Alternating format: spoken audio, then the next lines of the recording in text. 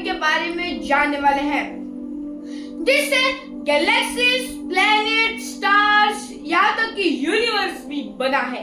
हाँ, मैं बात कर रहा हूँ बिग बैंग थ्योरी की। बिग बैंग एक ऐसी चीज जो हम सबको पता है, तो आज हम उसके बारे में जानने वाले हैं। तो चलिए वीडियो को शुरू करते हैं। बिग बैंग के पास इन्फिनिट डेंसिटी, इन्फिनिट मास और इन्फिनिट टेम्परेचर था, और बिग बैंग से सिंगुलैरिटी था, एटम से भी वो छोटा था।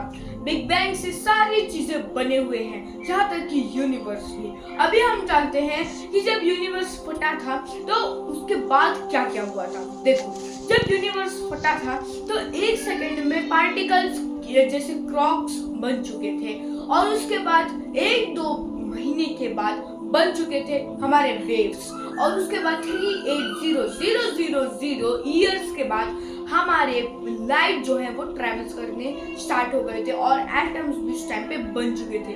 अभी कुछ लोगों को क्वेश्चन आता है कि हमारा जो बिग बैंग थ्योरी है वो किधर प्लेस हुआ था, अगर नो स्पेस और नो टाइम था तब।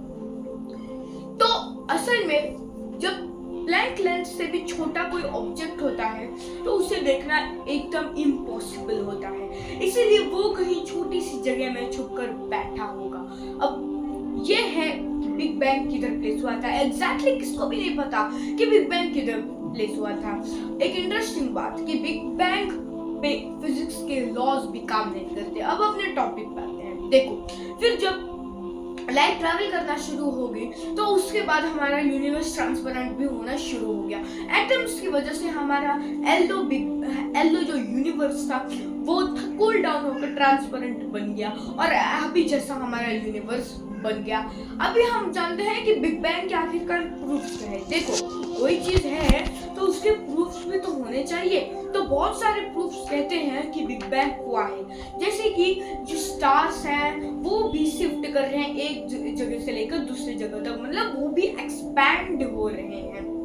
और जो कॉस्मिक रेडिएशन बैकग्राउंड है, जो कि यूनिवर्स की एक सेम टू सेम कॉपी है, जो कि पूरे हमारे यूनिवर्स को दर्शाता है, उसको ठीक से देखने के बाद भी हमें पता चलता है कि जो बिग बैंग है वो सच में हुआ था। ये दोनों फेमस रीजंस की वजह से प्रूफ हो चुका है कि बिग बैंग हुआ था। अब आखिरकार बिग बैंग को प्रूफ किया था एडविन हम्बल ने 1912 में, जिन्होंने ये भी साबित किया था कि जो हमारा यूनिवर्स है वो एक्सपेंड भी करता है।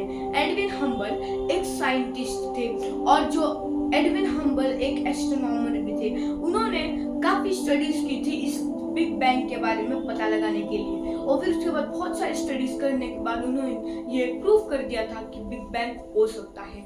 बिग बैंग वैसे बहुत ज्यादा रेयर टॉपिक है, इस पे कुछ ही साइंटिस्ट मानते हैं।